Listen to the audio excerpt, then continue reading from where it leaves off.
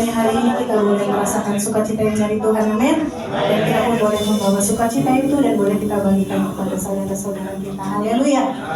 Mari kita tundukkan kepala kita sejenak. Kita datang dalam hadiratnya Tuhan.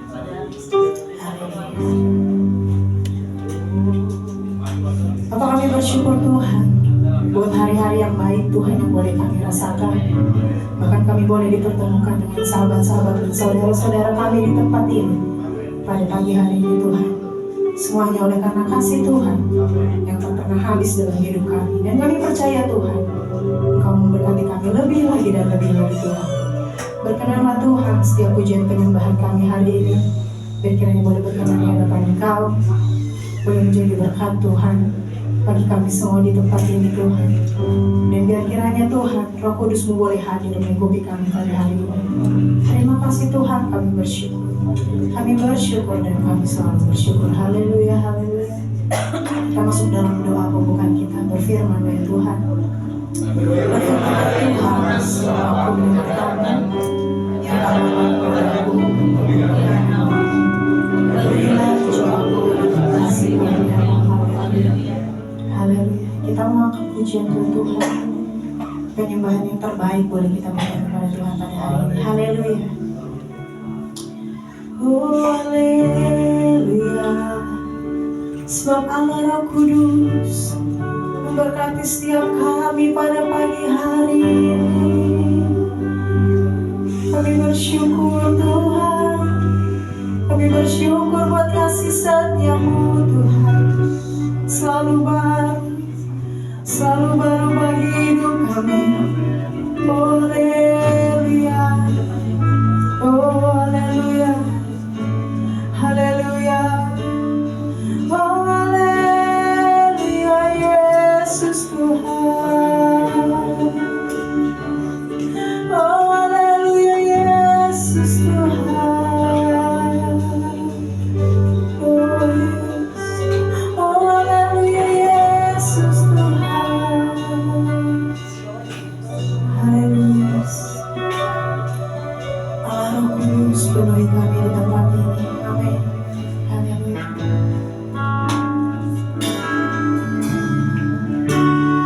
Allah Roh Kudus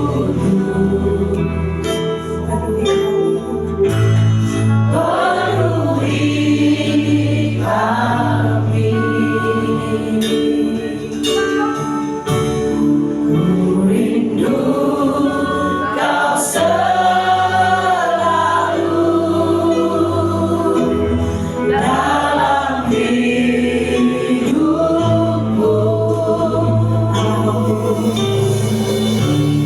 Allah Roh Kudus, ubah hati kami,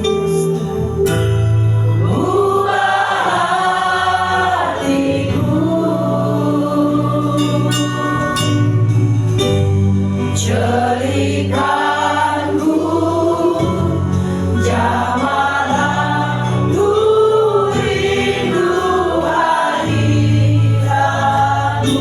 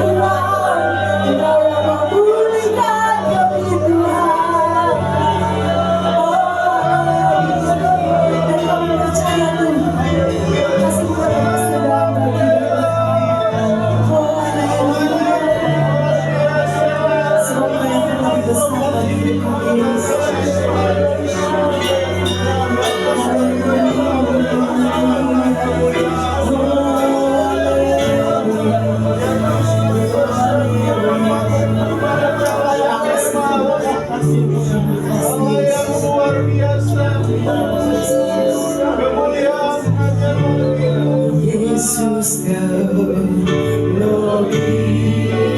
besar. Yesus lebih besar. Yesus lebih besar. Di dalamku, di dalamku. Katakan dari hatimu, Yesus lebih besar di dalamku. Yesus lebih besar. Oh Yesus, Yesus lebih besar. Di dalamku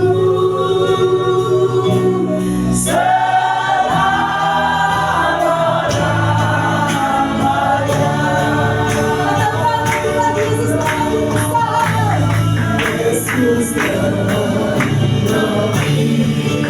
besar. Yesus lebih besar.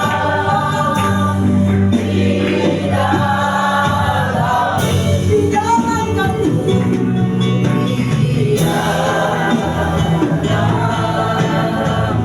Oh Yesus lebih besar. Yesus lebih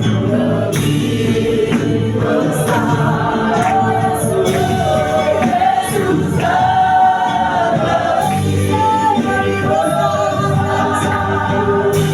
Di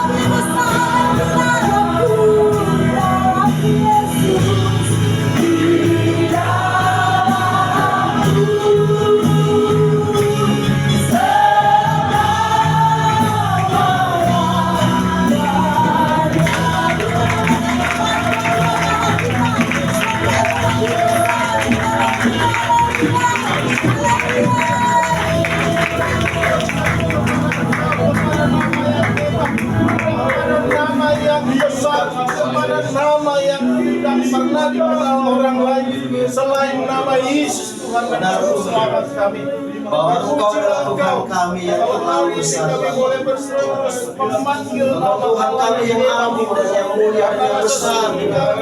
karena rasa terima kasih kami ya Tuhan. Oleh sebab itulah kami datang Tuhan di tempat ini untuk memuji kebesaran-Mu ya Bapa. Oleh sebab itulah Tuhan kami ada di tempat ini untuk memuji kebesaran dan kemuliaan dan keagungan-Mu ya Bapa. Terima kasih Karena kami percaya Engkau adalah Tuhan kami yang agung. Engkau Tuhan kami yang mulia. Engkau Tuhan kami yang ajaib. kami boleh Engkau Tuhan kami yang besar melebihi semua yang lain kolong langit di Tuhan. Sungguh tidak ada yang lebih besar dari Engkau Tuhan. Sungguh tidak ada lagi yang lebih mulia daripada Engkau. Tidak ada yang melebihi kebesaran dan keagungan Tuhan. Kami percaya itu Bapa. Dengan iman yang ada pada kami Tuhan. Kami memuliakan, meninggikan, mengagungkan kebesaran. Terima kasih Tuhan atas segala rahmat dan anugerah-Mu Tuhan yang terus Kau limpahkan, Kau curahkan, Kau anugerahkan di tengah-tengah jemaat-Mu Tuhan di tempat ini, di tengah-tengah pelayanan di tempat ini Tuhan, di tengah-tengah gereja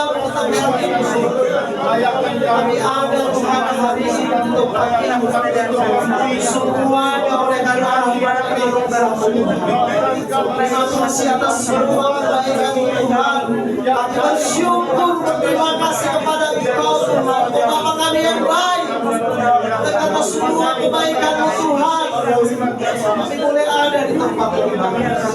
Kami boleh bersekutu dengan saudara-saudara kami Tuhan, dengan sahabat-sahabat kami di tempat ini Tuhan, sehati, seiman, sepikiran Tuhan kami di tempat ini. Di dalam pelayanan ini Bapa, kami bersatu, satu hati kami Tuhan, melayani Engkau, bawakan pelayanan Tuhan semakin terkenal lagi di hadapan Engkau ya Bapa. Mari kami menaungi kami semua Tuhan di tempat ini, lewat jamahan dan urapan Roh Kudus-Mu Tuhan mengikuti kami Tuhan. Biarlah semua orang Tuhan di tempat ini, siapapun kami Bapa, mulai daripada anak kecil sekalipun, bahkan bayi sekalipun Tuhan, Engkau jamah, Engkau rapi kami semua, biar jamahan Roh Kudus-Mu Tuhan melingkupi seluruh isi ruangan ini Bapa. Seluruh atmosfer ruangan ini Tuhan penuhi dengan jamahan Roh Kudus.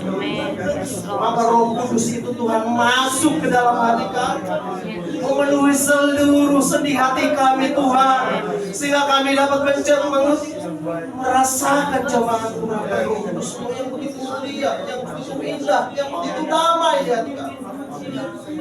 Roh Kudus-Mu yang melampaui semua akal dan pikiran kami Bapa, itulah yang memenuhi hati kami sekarang, supaya kami layak Tuhan di hadapan Tuhan.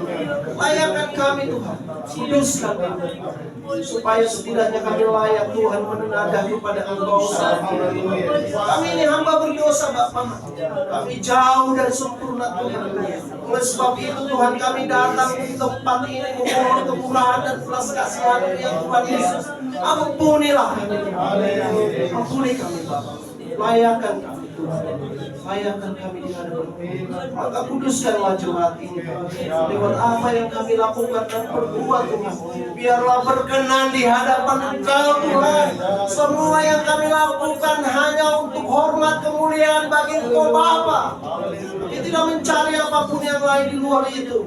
Kami tidak mencari hormat atas diri kami, bahkan kami tidak bermegah atas diri kami. Kami tidak bermegah atas jemaat ini Tuhan. Kami bermegah hanya kepada Engkau ya Allah. Kepada Engkau Tuhan, Engkau yang kami agungkan Bapa. Maka ampunilah kami jika kami mencoba memegah atas diri kami.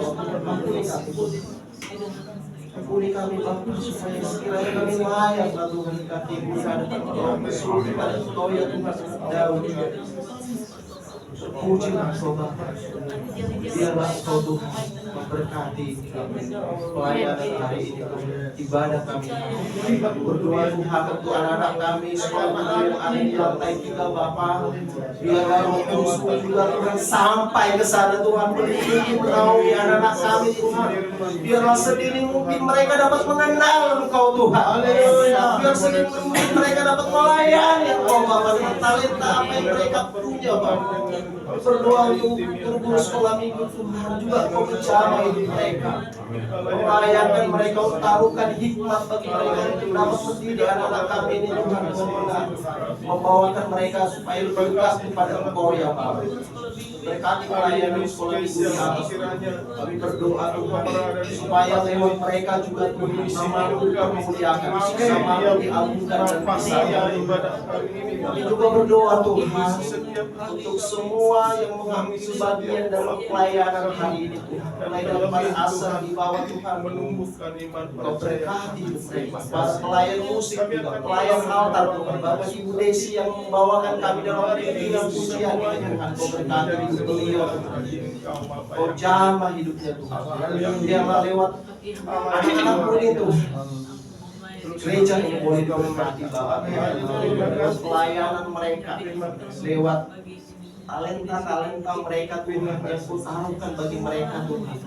Mereka dapat berdampak dalam pelayanan ini Tuhan. Kau pakai mereka Tuhan dalam nama-Mu Tuhan Yesus Kristus Tuhan. Terima kasih Tuhan. Terima kasih ya Bapak. Firman Tuhan Tuhan yang akan dibawakan hamba-Mu Tuhan, yang Kau utus Tuhan di tempat ini. Bapak Pendeta hebat Tuhan. Biarlah firman itu Tuhan tercurah Tuhan. Sebagaimana benih yang baik Tuhan jatuh di tanah yang baik. Maka biarlah firman itu Tuhan jatuh di hati kami yang baik Tuhan. Supaya firman itu bertumbuh Tuhan di hati. Berakar bahkan berbuah, menghasilkan buah yang berlipat-lipat melalui semua perbuatan dan perubahan kami Tuhan. Hanya firman-Mu Tuhan yang dapat mengubahkan hidup kami Tuhan. Semakin satu hatilah kami Tuhan dalam pelayanan ini, mengembangkan pelayanan ini untuk melebar bahkan ke kiri ke kanan, menjangkau jiwa-jiwa, membawakan mereka ke hadapan Engkau Tuhan. Berkati hamba-Mu ini juga Tuhan. Taruhkan hikmat dan kebijaksanaan surgawi yang lebih lagi Tuhan, supaya lewat hamba-Mu ini Bapa, pelayanan hamba-Mu juga Tuhan boleh diberkati Tuhan lebih lagi Tuhan. Terima kasih Bapa Surgawi. Kami bersyukur atas semua rahmat dan anugerah-Mu tanpa buat kami. Maka bersukacitalah kami Tuhan. Ikuti naungi kami Tuhan. Berkati mulai dari saat ini pertengahan bahkan sampai akhir ini menghasilkan buah-buah yang baik bahkan hidup kami, sehingga kami tidak sama ketika kami sampai di ruang bahkan kami pulang nanti membawa berkas-berkas surga. Terpujilah Engkau Tuhan kami, Tuhannya Abraham, Tuhannya Ishak, Tuhannya Yakub, Israel, anak Daud, Bapa, Putra dan Roh Kudus, Allah yang Maha Tinggi. Satu pribadi yang kami akui dan percaya di dalam Yesus Kristus Tuhan, kami berdoa dan mengucap syukur dan menyerahkan ibadah ini selanjutnya. Amin.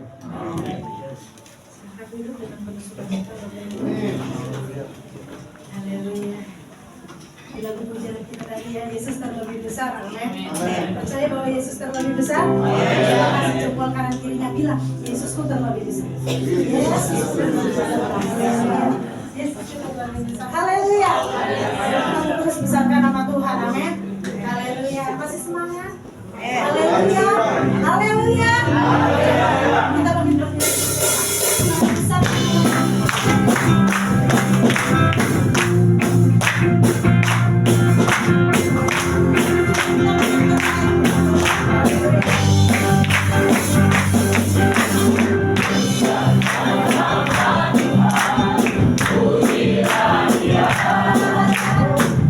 Yeah.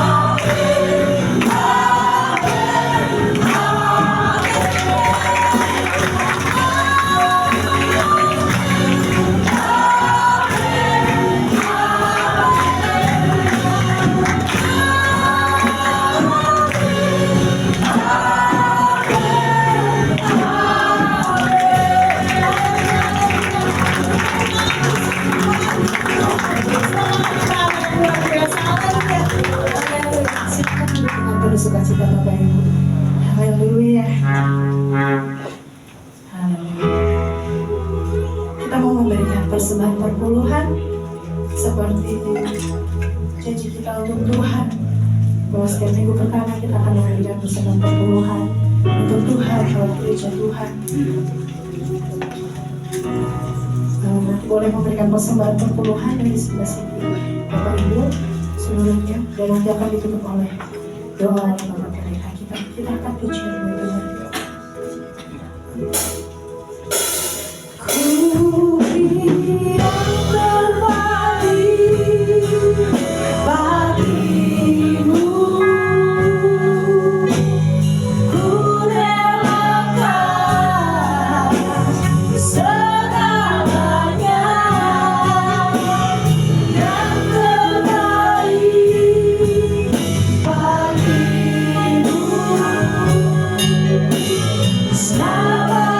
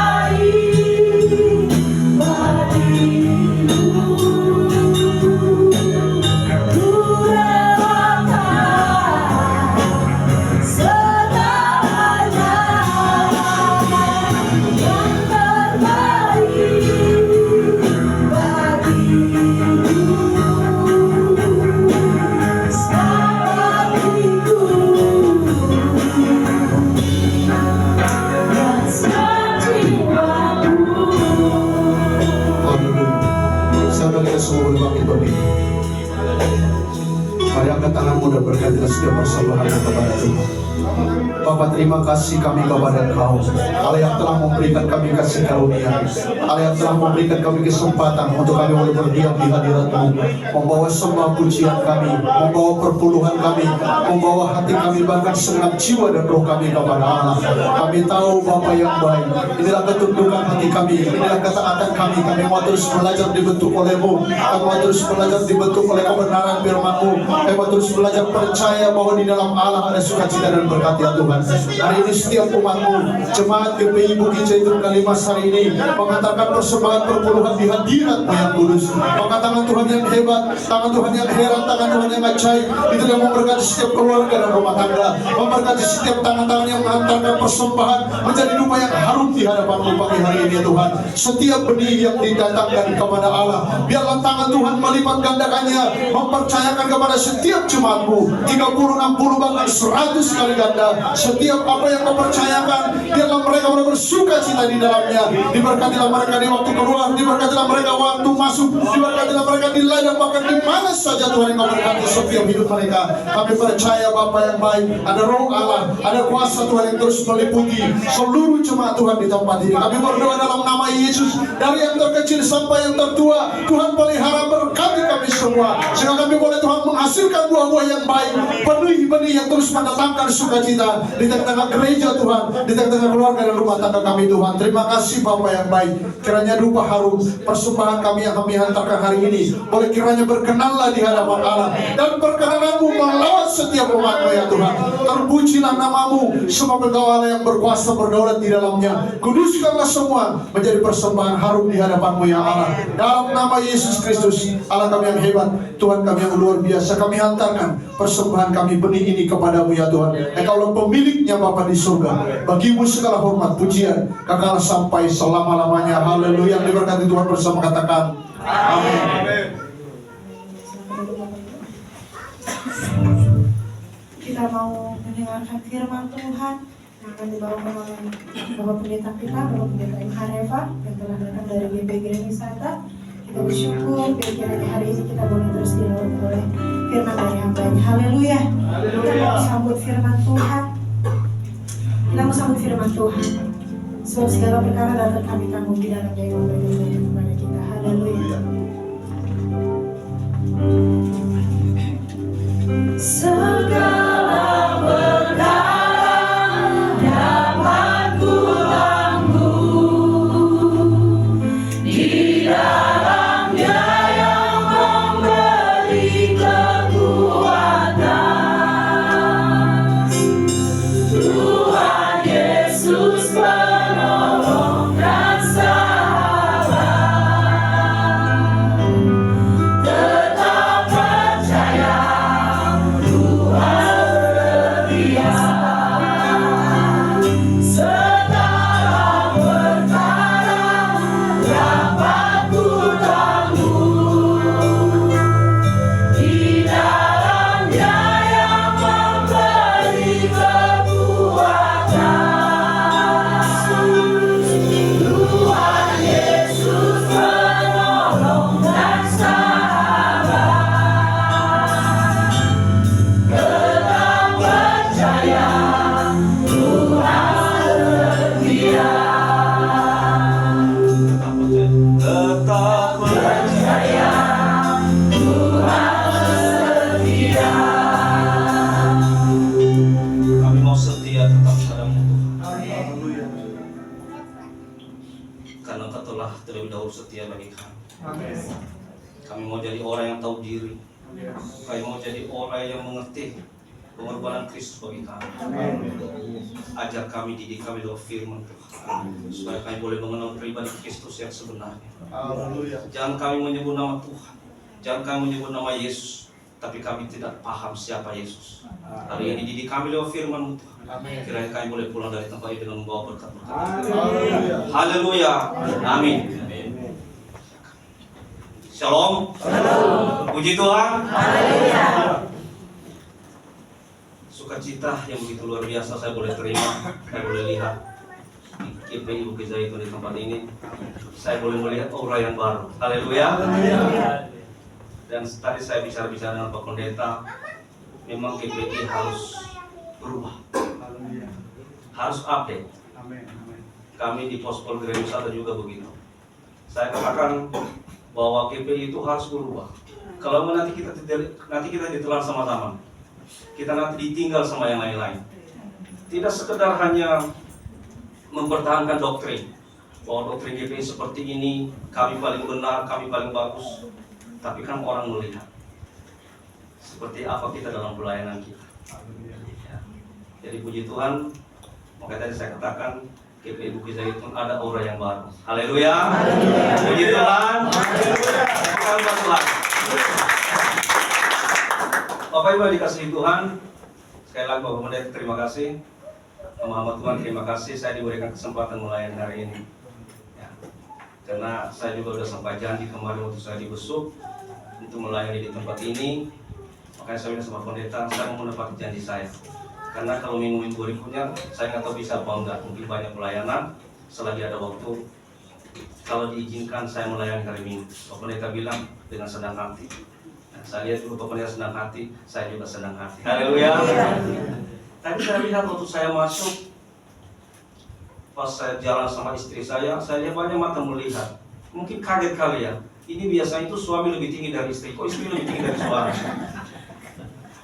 Tapi saya punya prinsip begini Bapak Ibu, kalau suami lebih tinggi dari istri itu hal biasa. Tapi kalau istri lebih tinggi dari suami itu luar biasa. Jadi Pak Pendeta lebih tinggi dari istri berarti itu biasa. Saya luar biasa hari ini. Baik Bapak Ibu kasih Tuhan, kita langsung saja. Saya dikasih waktu berapa lama Pak? 1 jam. Nanti saya lihat aja ya, kalau matanya udah mulai begini-begini saya stop. Ya. Hari ini Bapak Ibu dikasih Tuhan, saya akan membawakan firman Tuhan dengan tema Yesus adalah 100% Allah dan 100% manusia. Jadi begini Bapak Ibu, akhir-akhir ini saya sangat sedih sekali melihat, baik saya lihat di YouTube, saya juga lihat fakta di lapangan. banyak sekali anak-anak Tuhan sekarang yang meninggalkan Yesus.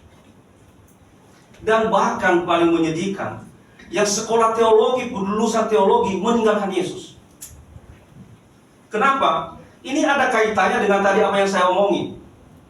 Ibadah, mempertahankan doktrin, dia tidak belajar firman Tuhan, dia hanya bangga dia seorang Kristen, tapi dia tidak paham siapa itu Yesus. Ketika pihak sana menggoyah sedikit imannya, kenapa kamu percaya sama Yesus?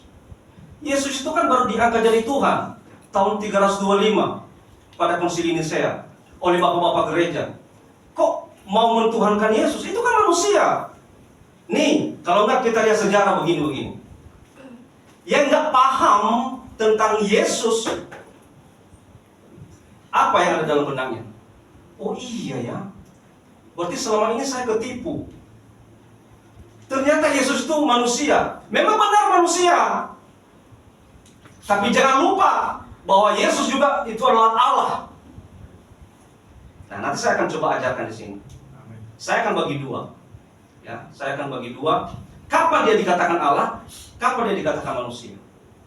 Haleluya. Siap mendengarkan? 1,5 jam siap? Haleluya. Nah, mari. Jadi begini Bapak Ibu Saudara. Di dalam diri Yesus ada dua natur.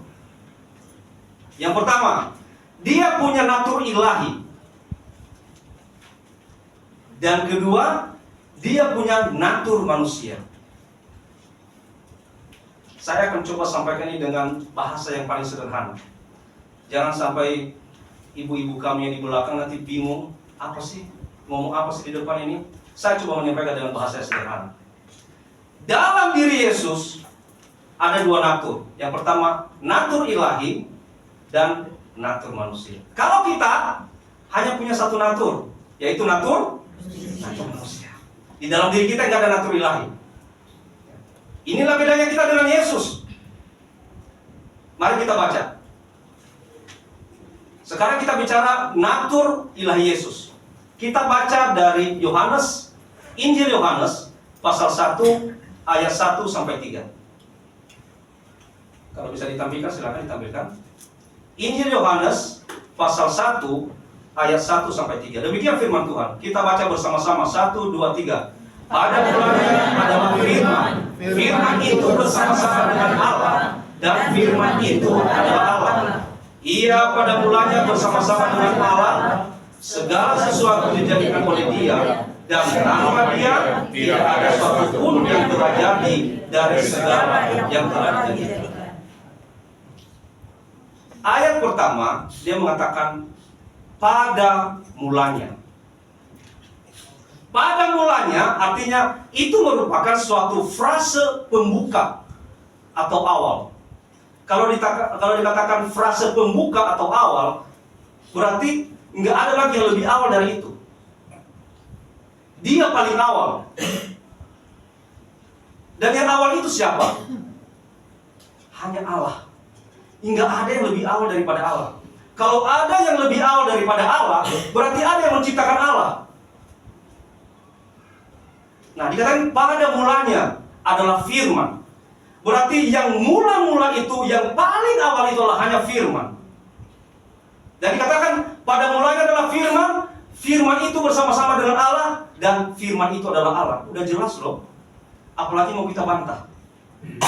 Pada mulanya itu adalah firman, dan firman itu adalah Allah. Berarti yang awal ini adalah firman. Itu adalah Allah sendiri. Dan itu merujuk kepada pribadi Yesus sebagai firman Allah yang kekal. Perhatikan ya. Yang dikatakan pada awal itu, pada mulanya itu merujuk kepada pribadi Yesus sebagai firman Allah yang kekal. Sebelum segala sesuatunya ada. Firman yang merujuk kepada pribadi Yesus, ya, pribadi Yesus sebagai firman Allah yang kekal sebelum segala sesuatunya ada. Dan itu tidak merujuk kepada kemanusiaan Yesus yang kelihatan. Bedakan Yesus di dalam pribadinya sebagai firman Allah yang kekal, dan Yesus sebagai manusia yang kelihatan. Itu beda saudaraku sekalian. Nah, yang sering diobok-obok sama orang-orang yang tidak bertanggung jawab, ini adalah pribadi Yesus sebagai manusia. Emangnya Yesus itu Tuhan? Iya, dengan mengajar kita mengatakan, iya dong. Berarti dia menciptakan segala sesuatu dong? Iyalah, pasti. Kita digoreng terus, digiring kan? Yesus lahir tahun berapa? Yesus itu lahir tahun 6 sampai 4 sebelum Masehi. Kan? Dan dia meninggal pada tahun 30 sampai 33 Masehi. Lalu ditanya begini, Yesus kan baru lahir tanggal tahun 6 sampai 4 sebelum Masehi. Bagaimana dia menciptakan alam semesta? Bagaimana dia menciptakan segala sesuatu? Makanya belajar, bingung. Oh iya ya, digoncang otak kita, nggak ngerti. Padahal nggak paham bahwa dalam diri Yesus ada dua natur, saudaraku sekalian. Natur ilahi dan natur manusia. Kita suka dibohongin, suka digoreng dengan natur manusianya, sementara kita lupa natur ilahinya. Ya. Firman Allah yang kekal itu merujuk kepada pribadi Yesus sebagai firman Allah yang kekal, dan tidak merujuk kepada pribadi Yesus sebagai manusia yang kelihatan. Gimana? Bisa ngikutin ini? Amin. Kalau bisa dicatat, ibu-ibu catat. Karena kenapa? Ini omongan di pinggir jalan ini suka ditanya. Kamu Kristen? Iya. Percaya sama Yesus sebagai Tuhan? Iya dong. Digoreng ditanya. Pulang ke rumah bingung, oh iya juga ya. Berarti pendeta selama ini bohong dong. Masa dibilang Yesus itu Tuhan? Orang dia baru lahir tahun 6 sebelum Masehi kok. Lalu kalau dibilang ini, emangnya Yesus itu yang menciptakan segala sesuatu? Oh jelas, firman Tuhan mengatakan tidak ada segala sesuatu sebelum dia.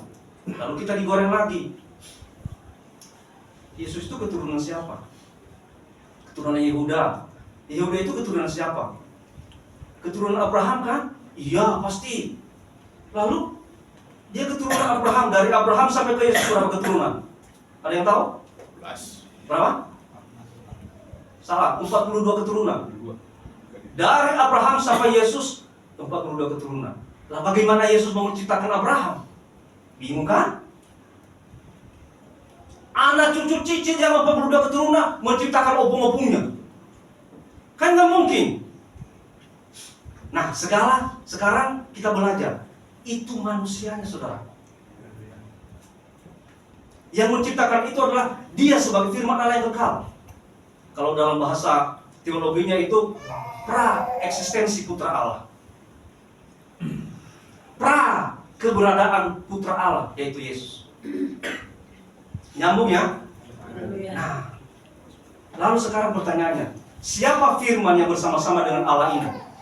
Kata-kata firman itu bersama-sama dengan Allah. Apa sih perannya firman itu? Kok spesial banget? Nah, kita baca ayat ketiga.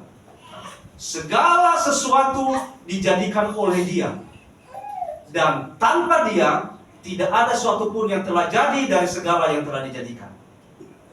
Segala sesuatu dijadikan oleh Dia. Siapa Dia?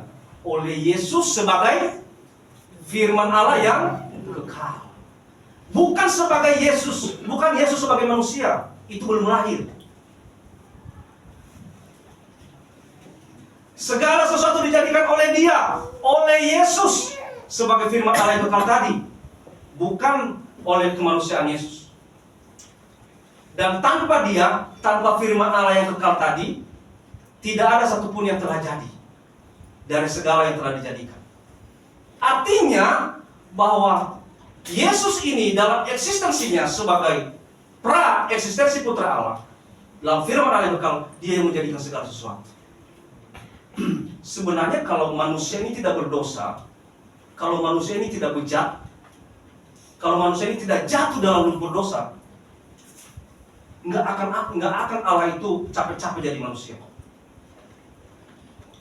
Kalau dari awal kita udah benar, tidak berbuat dosa, ngapain juga Allah jadi manusia? Tapi ceritanya begini, ya. Syarat penebus dosa itu adalah satu, dia harus manusia. kedua harus suci. Itu loh syarat jadi penebus dosa. Dan setelah dicari dari ujung ke ujung, kok nggak ada manusia yang suci. Nggak ada manusia yang suci. Sementara syaratnya itu harus manusia dan harus suci. Dicari, tidak ketemu. Sekali ketemu siapa? Pribadi Allah. Tapi dia bukan manusia, bagaimana ini? Itulah makanya Allah itu jadi manusia, supaya genap syarat sebagai penebus dosa. Dia jadi manusia, jadi sebagai manusia yang sejati, dan dia suci. Hanyalah itu yang layak dan bisa jadi penebus dosa. Kalau dia tidak jadi manusia, habis kita semua. Bangga punya Allah, haleluya. Bangga punya Yesus sebagai Tuhan. Jadi jangan lagi ada yang murtad dari Yesus. Jangan lagi ada jadi mu'alaf lah. Kasihan, Allah itu sudah bela-belain, mati, ya, disiksa, disalibkan, dikuburkan. Dia bangkit lagi demi kita. Kok kita ninggalin dia? Makanya tadi saya katakan dalam doa saya, jangan sampai kami menjadi orang-orang yang tidak tahu diri. Bayangkan kalau kita, saudara sekalian, ada orang minjam uang sama kita. Om, Pak, Tante, sama guru, Bung, pinjamlah uang dulu. Wah, buat apa? Nah, ada dalam buka usaha. Berapa? Kecil saja lah, 10 juta. Nanti kulakukanlah semua itu apa maunya Opung. Kita kasih uang kan 10 juta. Kebayang nggak?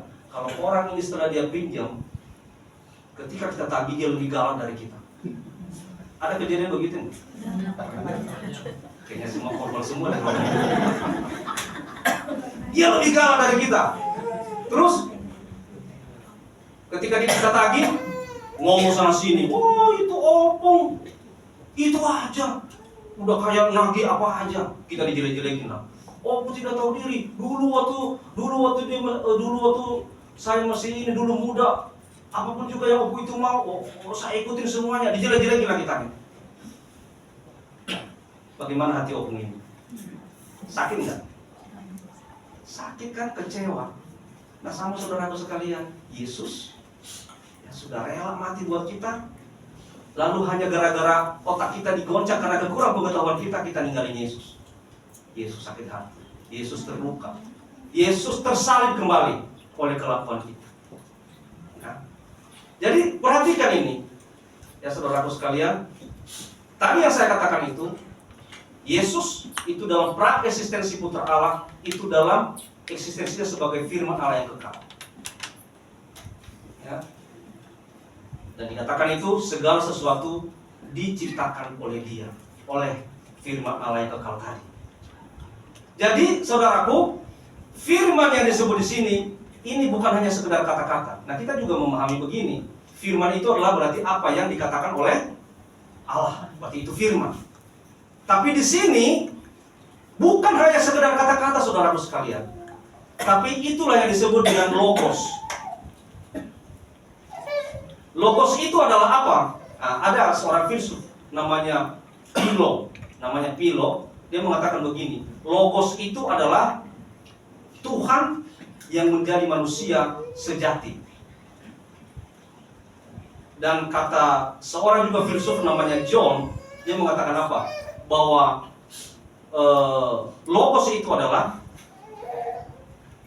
Allah yang berinkarnasi menjadi manusia yang sebelumnya dia telah ada.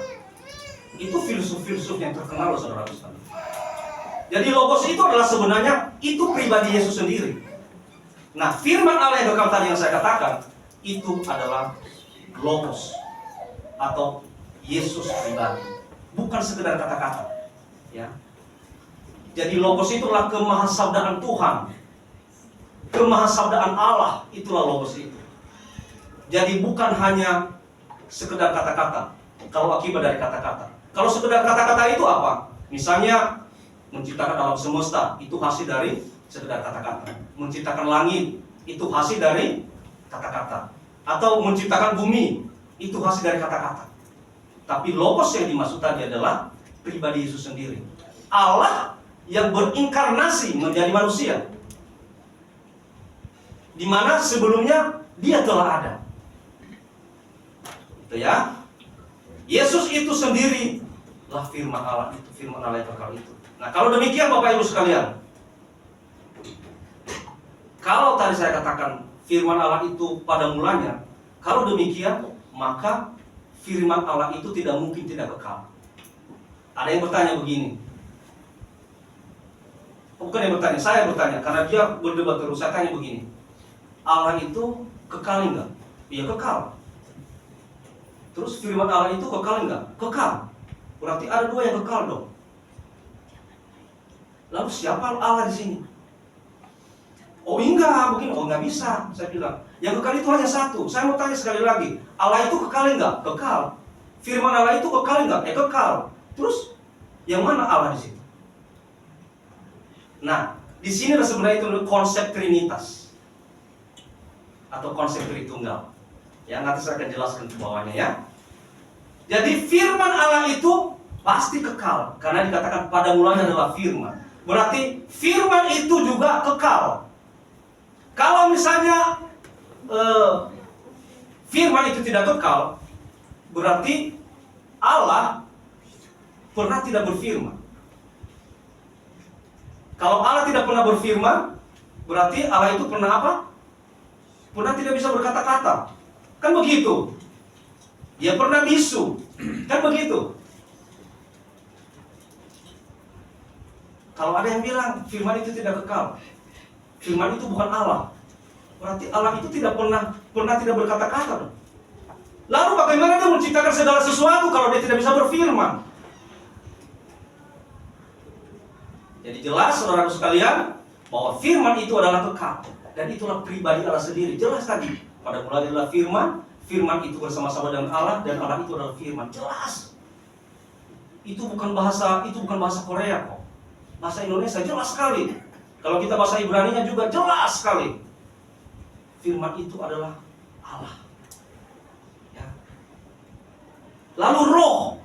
Roh itu apa? Ya, dengan roh dia menghidupkan segala sesuatu. Jadi kita harus bangga sebenarnya. Allah kita adalah Allah yang sempurna. Dia punya firman, dia punya roh. Dia menciptakan segala sesuatu itu dengan firman.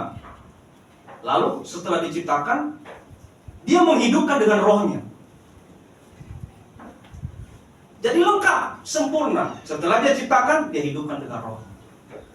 Jadi semua kekal. Firman kekal, roh kekal. Makanya itulah konsep Trinitas. Allah Bapa, Putra, dan Roh Kudus. Kalau misalnya aku nggak percaya dengan Roh Kudus, loh, terus bagaimana Allah menghidupkan semuanya? Aku tidak percaya dengan firman itu bahwa Allah, bagaimana dia bisa menciptakan segala sesuatu? Bangga dong saudara sekalian, kita jadi orang Kristen. Kita harus bangga. Tidak ada agama lain yang punya Tuhan seperti kita. Tidak ada agama lain di bumi ini yang Tuhannya setelah mati itu hidup kembali. Mana ada? Mati-mati aja jadi bangkit. Kita mati 3 hari kemudian bangkit. Dan itu pun dia sudah kasih tahu sebelumnya. Nanti saya akan ditangkap, saya akan mati, dan pada hari ketiga saya akan bangkit kembali. Jelas kalau dia bukan Tuhan nggak mungkin tahu. Haleluya. Haleluya. Jadi semua kekal ya saudara sekalian. Dan saya katakan Allah itu kekal, firman itu kekal, dan roh itu kekal. Coba kita komparasikan dengan Kejadian pasal 1 ayat 1 sampai 3. Coba dibuka. Kejadian pasal 1 ayat 1 sampai 3. Demikian firman Tuhan. Pada mulanya Allah menciptakan langit dan bumi. Bumi belum berbentuk dan kosong. Gelap gulita menutupi samudra raya, dan roh Allah melayang-layang di atas permukaan air. Berfirmanlah Allah, jadilah terang, lalu terang itu jadi. Begitu kita membaca kitab pertama Torah, saya mau katakan dulu, agama keturunan Abraham itu ada 3. Agama terbesar di dunia ada 3. Keturunan Abraham ya. Yang pertama agama agama Yudaism, agama Yahudi. Itu agama terbesar. Yang kedua agama Kristen, yang ketiga agama Islam. Jadi 3 agama ini yang bersaudara sebenarnya. Turun dari keturunan Abraham. Lalu kalau agama Yahudi itu, nama kitabnya itu disebut dengan Tanakh atau Talmud. Kalau kita Alkitab, kalau Islam namanya Al-Quran. Nah, Tanakh atau Talmud ini ada terbagi 3, saudaraku sekalian. Yang pertama Torah, yang kedua Nevi'im. Nevi'im itu berisi tentang nabi-nabi, dan Ketuvim. Ketuvim itu berisi dengan tulisan-tulisan misalnya Esther, Kidung Agung dan sebagainya. Kalau nabi-nabi tadi tentang misalnya raja-raja, Samuel, kemudian apalagi Hosea dan sebagainya. Jadi Torah, Nevi'im dan Ketuvim. Nah, Torah itu adalah kitab yang ditulis langsung oleh Musa. Ada 5 kitab yang ditulis oleh Musa. Ada yang tahu? Ada 5. Kejadian, Keluaran, Imamat, Bilangan, dan Ulangan. Ada 5. Kitab pertama namanya Kejadian. Nah, begitu kita membaca kitab pertama Torah, Kejadian, berarti itu kitab pertama sekali dari Alkitab. Torah Musa yang pertama itu Kejadian. Di situ kita menemukan eksistensi Yesus sebagai firman Allah yang kekal. Dia katakan apa? Pada mulanya Allah menciptakan langit dan bumi. Dan lihat pada ayat ketiganya, berfirmanlah Allah, firman, jadilah terang, lalu terang itu jadi. Siapa firman di sini? Ini tadi Logos. Itu pribadi Yesus dalam eksistensinya sebagai firman Allah yang kekal. Artinya bahwa Yesus ini sudah ada sebelum kitab pertama. Pada mulanya. Ini yang jarang disampaikan saudara sekalian. Ya. Saya lihat gereja-gereja besar itu disampaikan apa? Teologi kemakmuran. Yang penting persembahan, Bang. Yang penting perpuluhan, Bang. Bodoh amat lah, masalah ngerti apa kagak ngerti, bodoh amat lah. Nanti mereka bisa cari sendiri. Akhirnya jadi mu'al. Jadi mu'alaf jadinya. Kenapa? Enggak disampaikan pengajaran tentang kekristenan.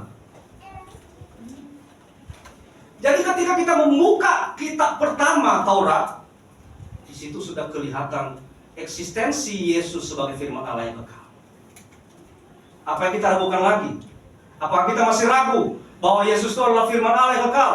Apa kita masih ragu bahwa Yesus itu adalah pribadi Allah sendiri? Jelas.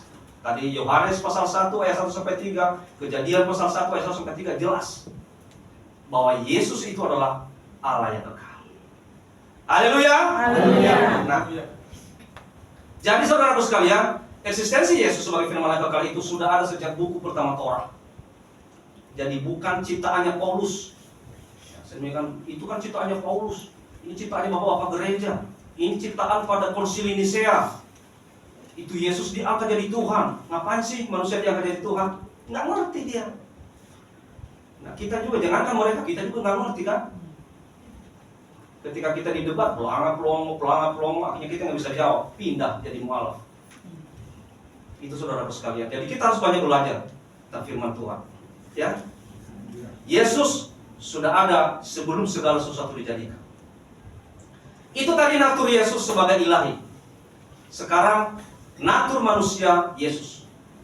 Ya, itu tadi Yesus sebagai dalam naturnya ilahi. Sekarang Yesus dalam naturnya sebagai manusia. Yohanes pasal 1 ayat 14. Demikian firman Tuhan. Yohanes pasal 1 ayat 14.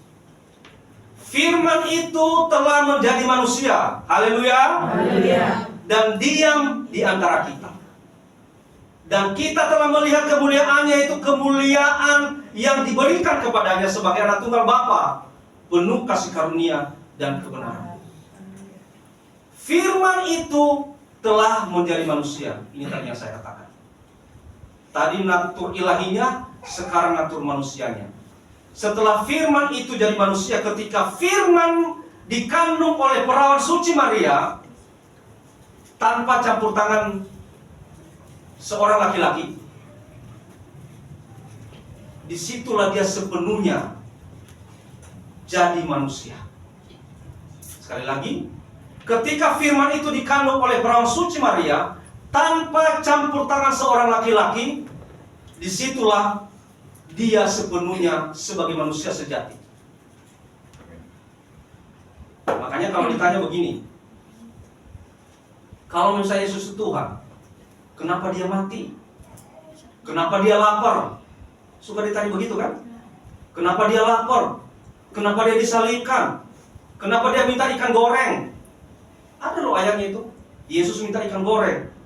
Kenapa dia dicobai? Bingung kita. Kalau dia tidak mati, kalau dia tidak haus, kalau dia tidak lapar, berarti itu bukan manusia sejati dong. Manusia jadi-jadian. Benar enggak? Dia mau jadi manusia sejati. Kenapa? Karena dia mau menebus dosa kita.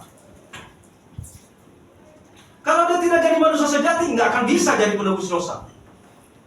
Dan dia turun ke bumi menjadi manusia.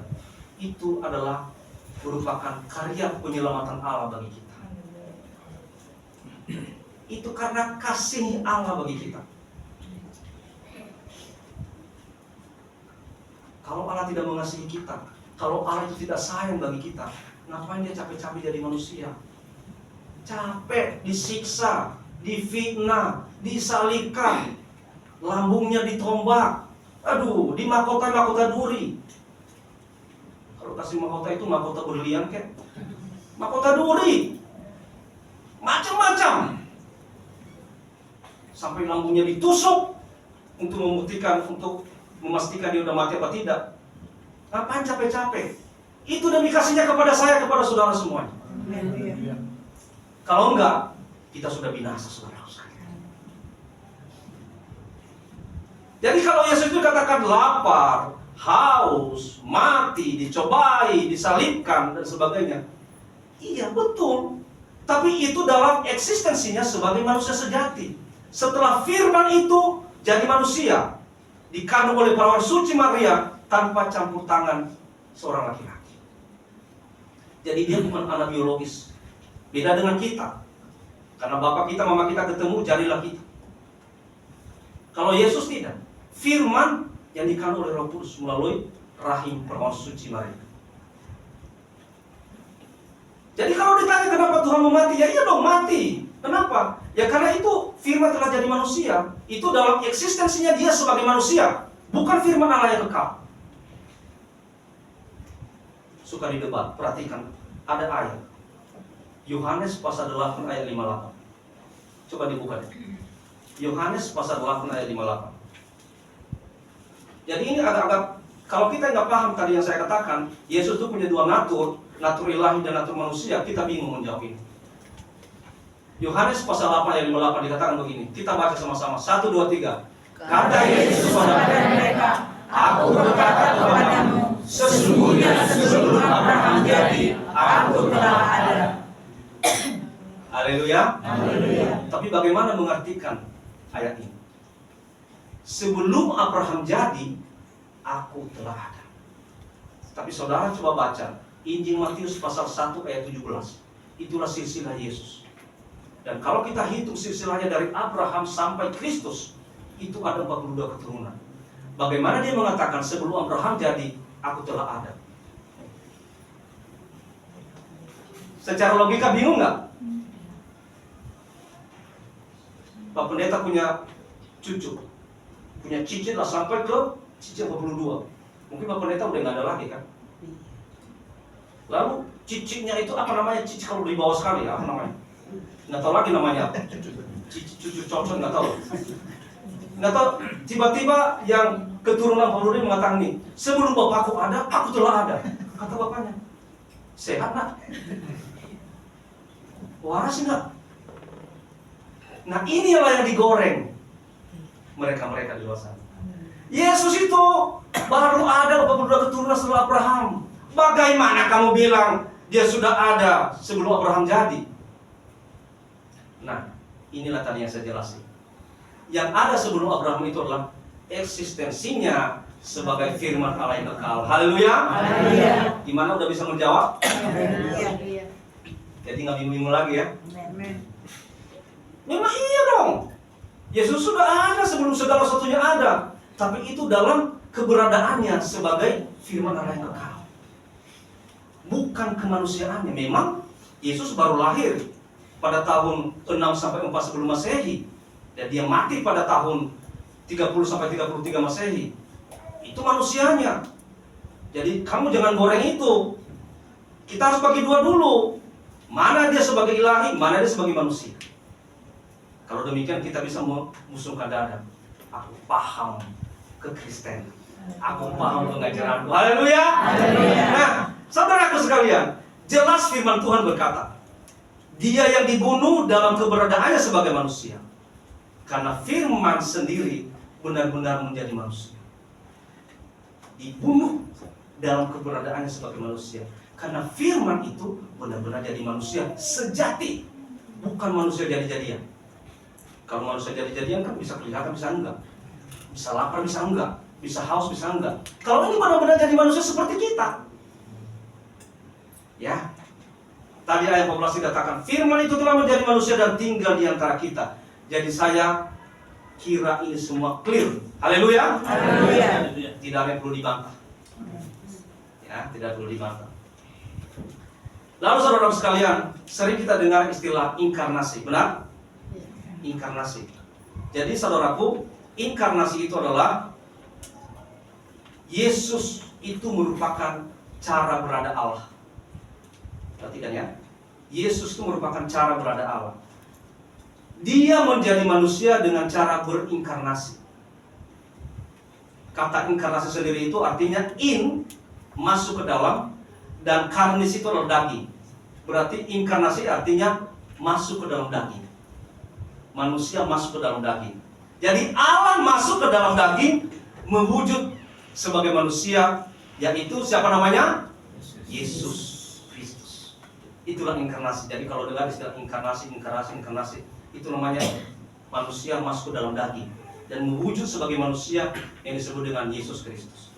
Dan tidak ada agama lain, tidak ada Tuhan agama lain yang berinkarnasi seperti Allah berinkarnasi. Ya. Saya sampaikan sekarang terkait dengan Tritunggal. Singkat-singkat saja ya. Kata istilah anak muda tipis-tipis saja. Ya, itu anak muda ya, tipis-tipis saja ya. Saya bicara sekarang, apakah ada Tritunggal dalam Alkitab? Nah, kembali ke ayat tadi, Kejadian pasal 1 ayat 1 sampai 3. Jadi saya katakan, begitu kita membuka kitab Taurat Musa yang ditulis Musa, Kejadian, Keluaran, Imamat, Ulangan, Bilangan. Jadi kitab pertama itu adalah Kejadian, maka sebenarnya di situ kelihatan namanya Tritunggal. Memang di situ tidak ditulis Tritunggal, tidak ada tulisan Tritunggal. Tapi makna Tritunggal itu ada. Kita buktikan. Kejadian pasal 1 ayat 1. Pada mulanya Allah menciptakan langit dan bumi. Kalau bahasa Ibraninya begini. Bereshit bara Elohim et hasamayim we et haaretz. Itu bahasa. Udah nggak usah dipikirin lah. Cuma iseng aja. Nggak usah dipikirin. Ya mungkin ibu-ibu lebih pintar bahasa Batak dari saya, tapi saya bisa.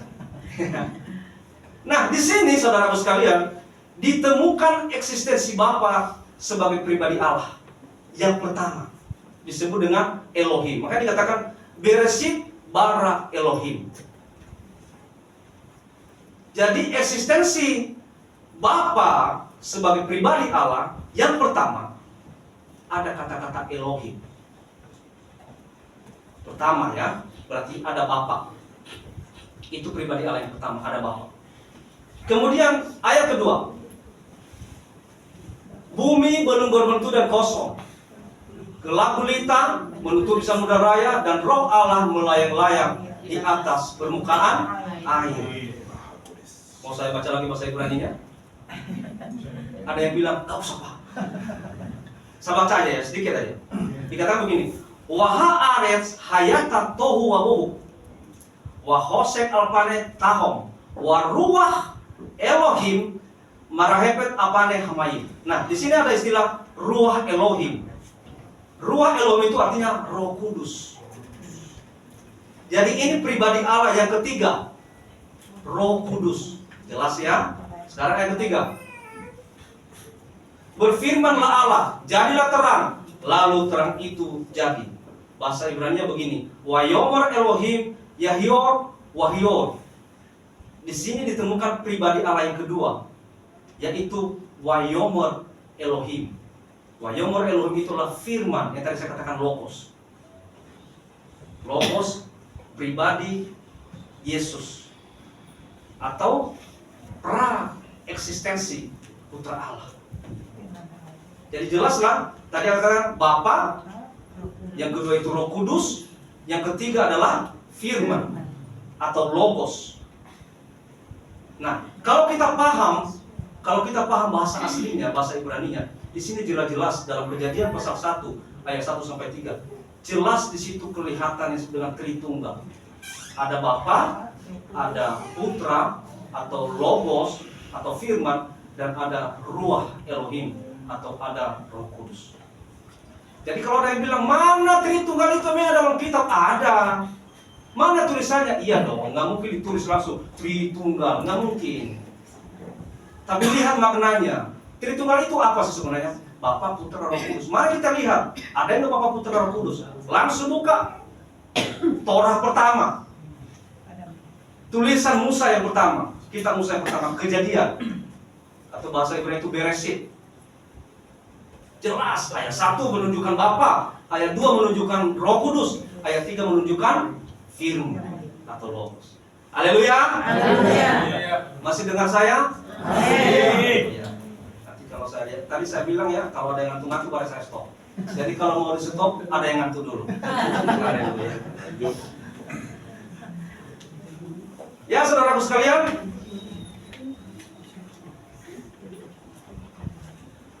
terakhir,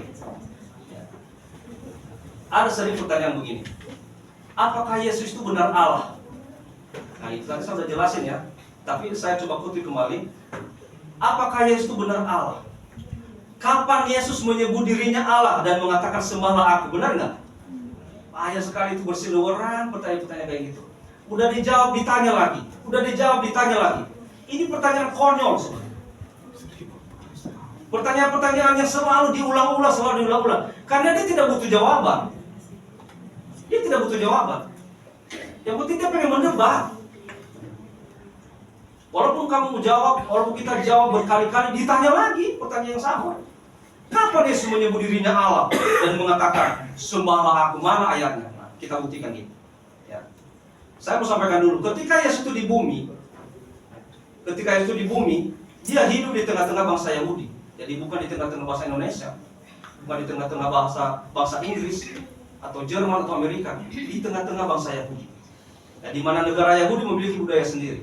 Jadi Yesus itu menyampaikan dan mengajarkan segala sesuatu di sana dengan budaya dan cara hidup negara Yahudi. Ya.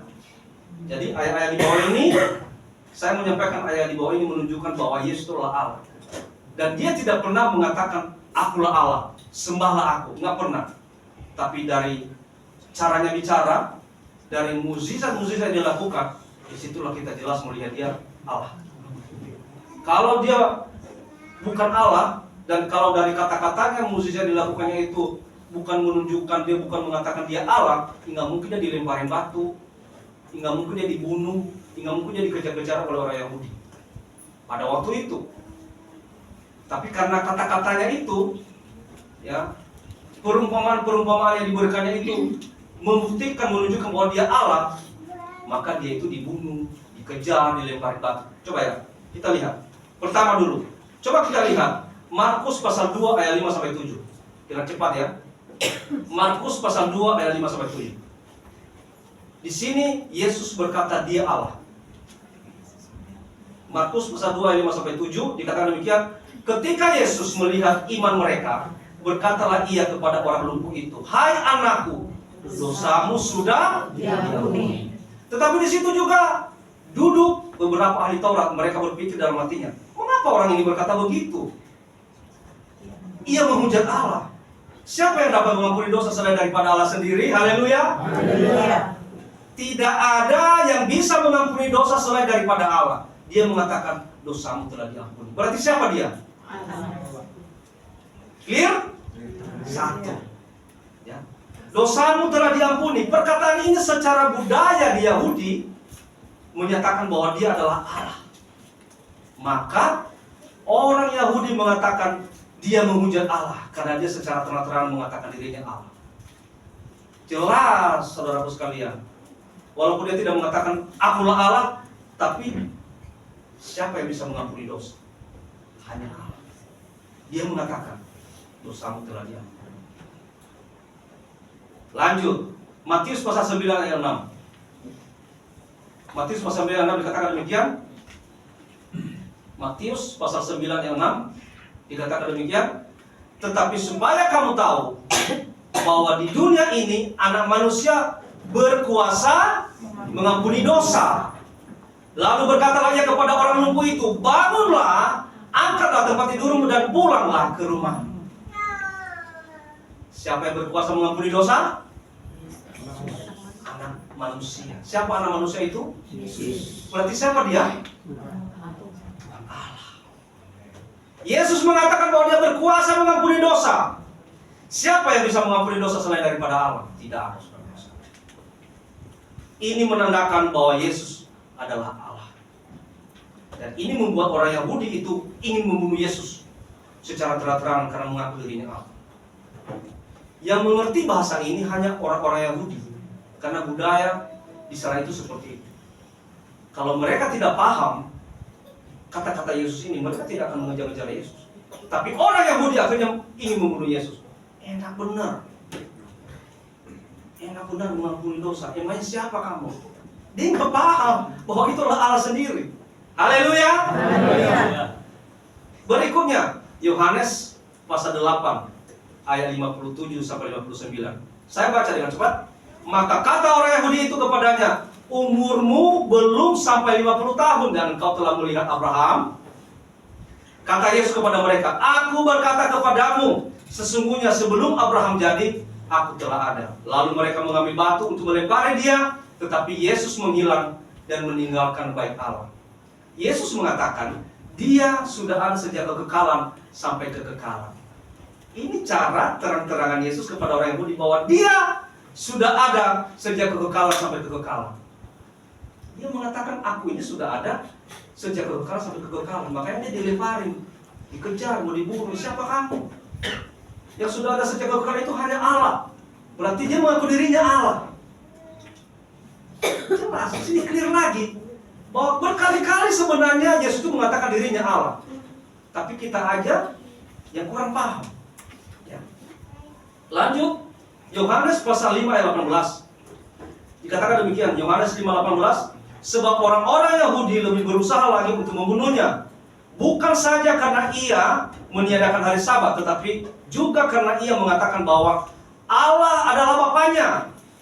Allah adalah Bapanya sendiri, dan dengan demikian menyamakan dirinya dengan Allah. Yesus mengatakan bahwa Allah adalah Bapanya sendiri. Orang Yahudi tahu bahwa Yesus sedang menyebut atau mengaku dirinya Allah. Makanya dia mau dibunuh sama orang Yahudi. Ada berapa tadi ya? Ayat-ayat itu boleh dicatat. Ada berapa kali Yesus itu mengatakan dirinya Allah. Jadi minimal kalau ini ditanya kita bisa menjelaskan, saudaraku sekalian. Kita tidak perlu lagi, udah nggak zamannya lagi kita mengatakan, wah saya tunggu aja lah urapan Roh Kudus lah. Kok kamu jadi orang Kristen? Itu anugerah lah. Yesus itu adalah manusia, kok kamu Tuhan kan? Udah nggak usah diperdebatkan, yang penting dia Tuhan lah. Makanya kita diledekin, makanya kita dikucilkan, makanya kita diremehkan, nggak dianggap. Makanya dibilang kita nggak akademis. Kenapa? Karena semuanya yang penting Roh Kudus, nah kan? Yang penting kasih karunia. Pas ditanya bingung. Ya, saudara sekalian, mari kita menjadi orang-orang Kristen yang pintar, yang cerdas. Haleluya. Saya lihat di sini potensi-potensi yang cerdas semua. Jemaat Bukit itulah jemaat-jemaat yang fight. Tadi saya lihat begitu girangnya, pemain musiknya juga oke. Ya, worship leadernya juga. Ya, Seperti itu yang kita harapkan. Ya, dunia seperti itu kita harus update keadaan, harus update waktu. Ya, kita jangan sampai ditelan zaman, saudaraku sekalian. Ya. Saya ingat dulu, udah habis belum waktunya ya? Belum ya? Lanjut. Dulu yang mendirikan gereja Pentakosta di Polonius itulah kakek saya. Tahun berapa lah? Sekarang usianya sudah 70 tahun. Gereja Pentakosta di Polonius. Nah, dulu di zaman itu, ya orang kakek saya, opung saya aja kalau di pelayanan itu jalan kaki berpuluh-puluh kilo, nggak ada namanya motor, nggak ada apalagi mobil. Sepeda aja, yang pakai sepeda aja udah termasuk orang kaya. Jalan kaki dari ujung ke ujung lah, sampai di sana itu kakinya udah pada bengkak-bengkak semua, capeknya kan. Nah, tahu sendiri pada zaman itu kan, yang penting nyanyi itu tidak perlu pakai musik, yang penting ya kita tepuk tangan aja, tepuk tangan. Dan malah dikatakan kalau pakai musik itu sesat katanya dulu pada zaman itu kan. Ya itu pada zaman itu, saudaraku sekalian, kita nggak usah heran. Lalu tahun 97 meninggallah opung ini, digantikan sama papa sebagai koordinator wilayah di sana. Nah, sedikit-sedikit dirubah. Wah, terjadi protes di mana-mana. Kenapa ini dirubah? Ini bukan GPI lagi, macam-macam. Nah, lalu 2011 bapak saya meninggal, digantikanlah sama abang saya sekarang. Nah, itu update. Dia juga udah sekolah teologi. Dia juga sudah, inilah pengalamannya juga di kota besar udah. Dirubah semuanya. Yang tadinya di gereja itu tidak pernah ada bahasa Indonesia, sekarang dirubah semuanya harus pakai bahasa Indonesia. Nyanyilah ini bahasa Indonesia. Nah, tadi jemaat-jemaat atau pengerja-pengerja yang sebaya-sebaya papa saya dan opung saya itu nggak nerima. Katanya kalau ini dirubah-rubah, ini bukan GPI lagi. Harus kembali seperti ajaran opungmu dulu.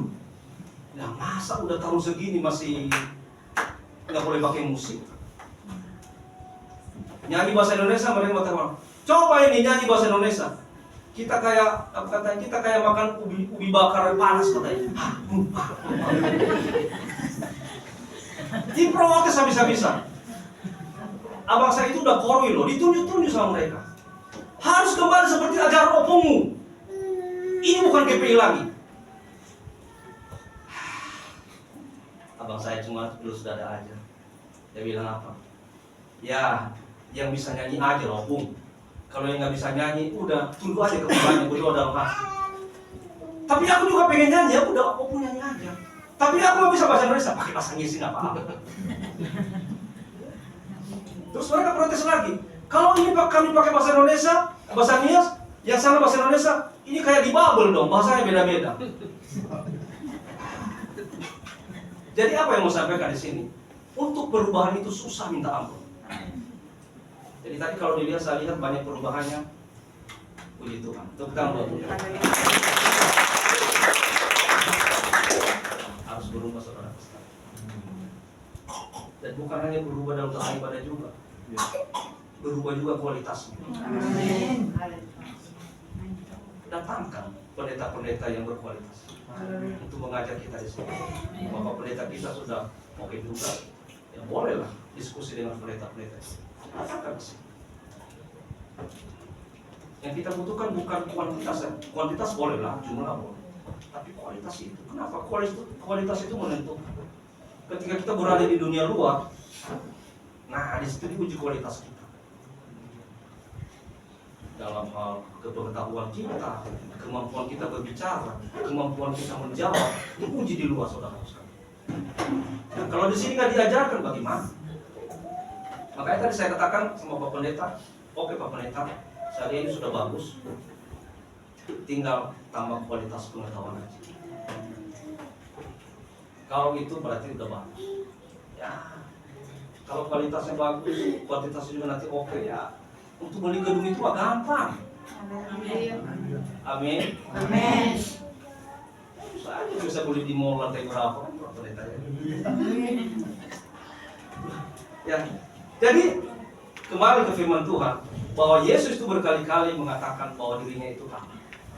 Hanya kita aja yang kurang memahami budaya orang Yahudi itu. Padahal dengan budaya orang Yahudi itu sudah berkali-kali dia mengatakan bahwa dirinya adalah Allah. Terakhir ya, Yohanes pasal 13 ayat 13. Ini jelas sekali Yesus mengatakan dirinya Allah. Yohanes pasal 13 ayat 13. Demikian firman Tuhan. Kamu menyebut aku guru dan Tuhan, dan katamu itu tepat. Sebab memang akulah guru dan Tuhan. Haleluya. Ini tidak bisa terbantahkan. Tapi ada aja yang membantah. Dia carilah bahasanya itu suku katanya. Oh, maksudnya di sini Tuhan itu kan Tuhan, bukan Tuhan, macam-macam. Udah nggak usah dengerin. Baca aja firman Tuhan. Sebab memang akulah guru dan Tuhan. Itu nggak bisa dibantah lagi, saudara sekalian. Jelas, dia guru dan Tuhan. Yesus pun di hadapan murid-muridnya dia mengaku dirinya Tuhan atau Allah. Jadi mari, melalui firman Tuhan hari ini, saya mengingatkan kita kembali bahwa jangan lagi ada keraguan dalam hati kita terkait dengan keilahian Yesus. Tidak perlu ragu, tidak perlu bimbang tentang keilahian Yesus. Yesus itulah benar-benar Allah yang sempurna. Dan Yesus itu juga benar-benar manusia sejati. Hanya tadi saya bagi dua. Kenapa? Karena ini yang suka digoreng oleh orang-orang luar sana. Kenapa? Karena Yesus kita itu pernah mati, pernah lapar, pernah haus, pernah dicobai dan sebagainya. Katakan itu dalam keberadaannya sebagai manusia sejati. Terus kapan dia jadi Allah? Pada mulanya, baca Kejadian pasal 1 ayat 1 sampai 3. Pada mulanya, ya. Kalau dikatakan pada mulanya berarti tidak ada lagi yang lebih awal dari itu. Dialah yang paling awal. Berarti kalau dia paling awal, berarti dialah yang menciptakan segala sesuatu. Tapi itu dalam eksistensinya sebagai firman Allah yang ada. Puji Tuhan. Tuhan Yesus memberkati. Saya undang pemain musik maju ke depan. Kita akan punya buat Tuhan. Firman jadi manusia yang di antara kita. Dan di akhir pujian nanti Bapak Pendeta akan membawa kita dalam doa.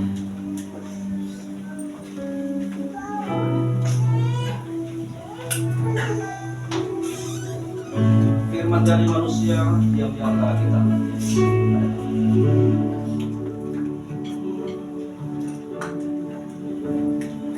Firman jadi manusia yang di antara kita.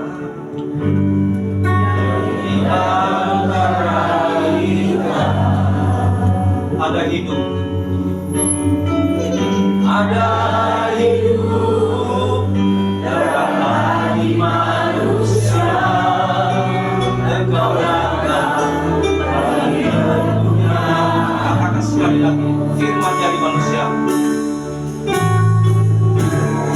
Firman dari manusia. Katakan diam di antara kita. Di antara kita ada hidup dalam hati manusia. Engkau datang bagi kepunya. Sampai memakai berdiri. Yesus kau, Yesus kau, laju selama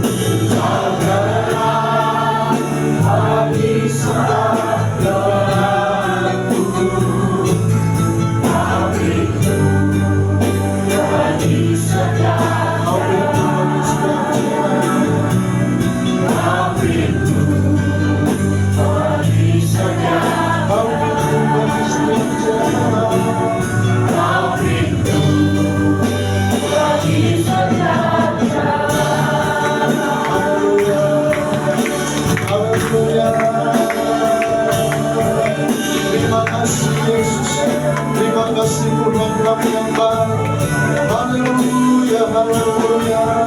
Terima kasih. Kami bersyukur hari ini Tuhan, sebab Kau berikan kami terang hari ini Bapa yang hebat. Kau berikan kami pengertian, Kau berikan kami Tuhan hikmat, Kau berikan kami pengetahuan, sehingga kami benar-benar melihat betapa Kau adalah Tuhan yang selalu hadir bagi setiap orang yang haus. Betapa Kau adalah Tuhan yang selalu hadir bagi setiap pribadi yang merindukan ya Tuhan.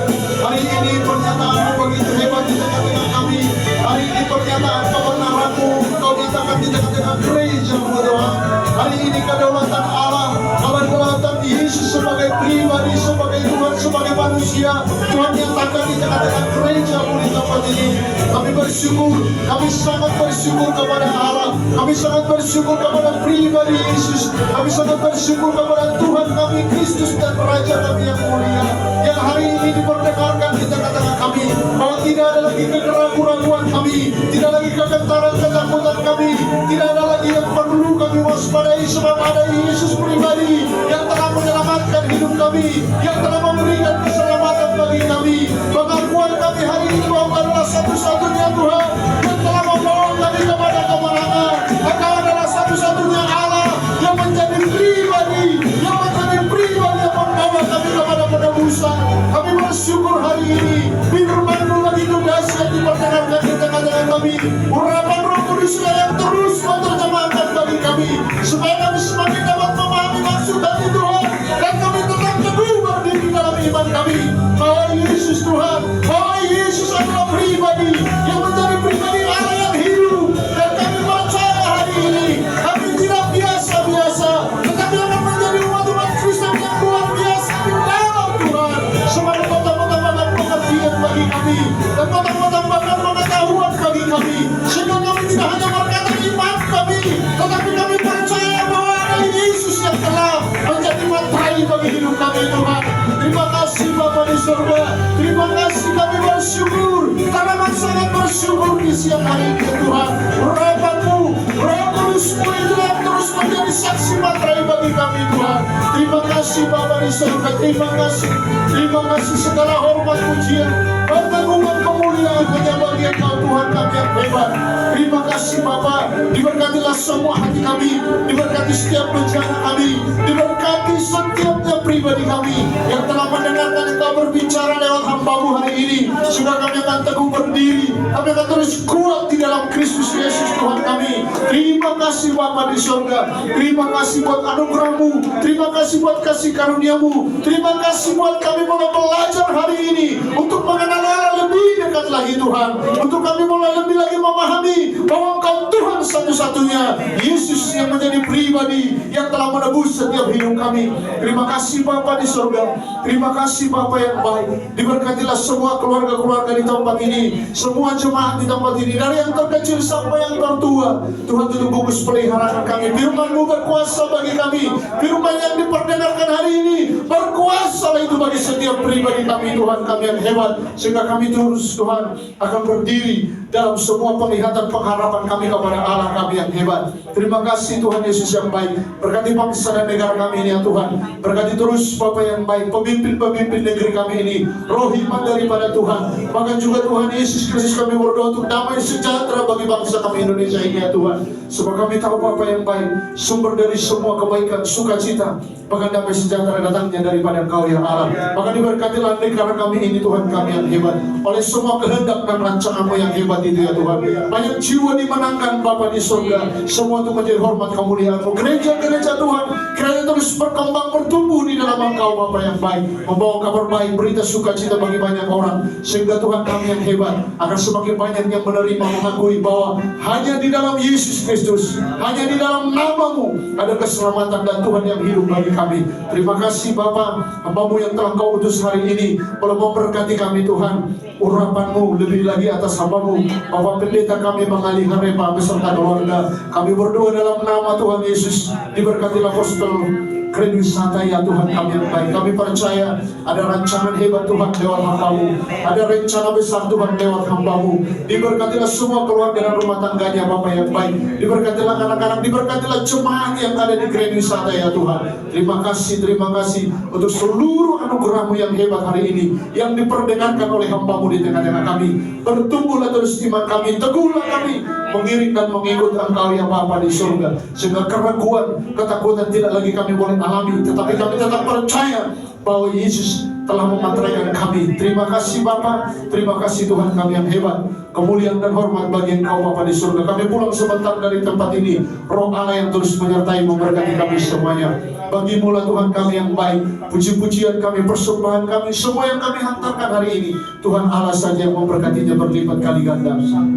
Urapan-Mu terus mengalir bagi setiap pelayan-pelayan di tempat ini ya Tuhan. Roh Kudus terus memperlengkapi kami semua yang bagian pelayanan hari ini Tuhan. Tidak ada yang sia-sia di hadapan-Mu, tetapi semua Tuhan perhitungkan, dan kami percaya Kau akan melipat gandakannya berlipat-lipat kali ganda seturut yang apa yang Kau rencanakan dan kehendaki bagi kami. Terpujilah Kau Tuhan dan Raja kami, Allah kami yang hebat, yang dari selama-lamanya sampai selama-lamanya terus melakukan rancangan-rancangan dahsyat bagi kami. Haleluya, haleluya, haleluya, haleluya, haleluya, haleluya. Mari kita satu pujian kepada Tuhan. Haleluya, haleluya, haleluya.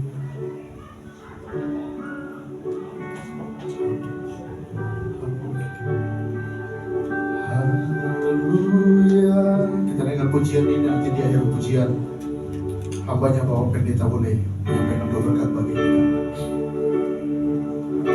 Haleluya, haleluya, haleluya, haleluya,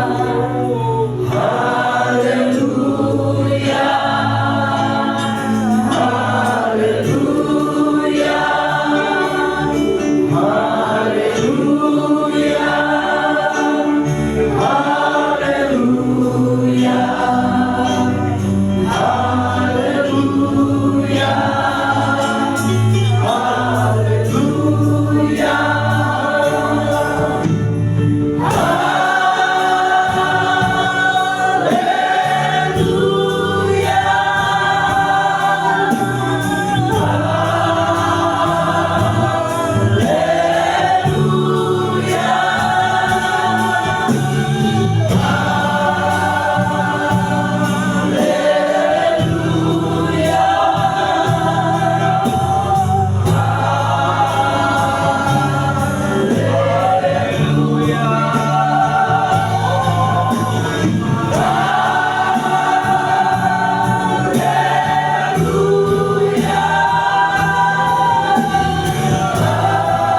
haleluya,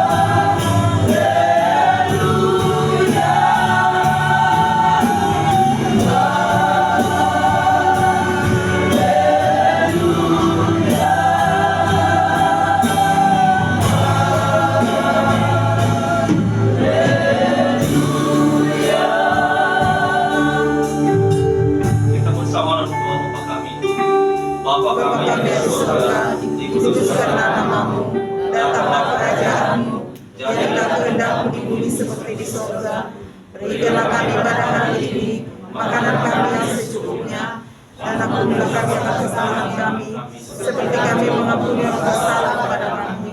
Jangan bawa kami dalam pencobaan, melainkan lepaskan kami dari yang jahat. Karena Engkau yang punya kerajaan dan kuasa dan kemuliaan sampai selama-lamanya. Mari kita terima berkat Tuhan. Anugerah dari Tuhan kita Yesus Kristus, kasih dari Allah Bapa, dan persekutuan Roh Kudus menyertai Bapak Ibu Saudaraku sekalian saat ini kekal sampai selama-lamanya. Haleluya. Amin. Silakan duduk Bapak Ibu.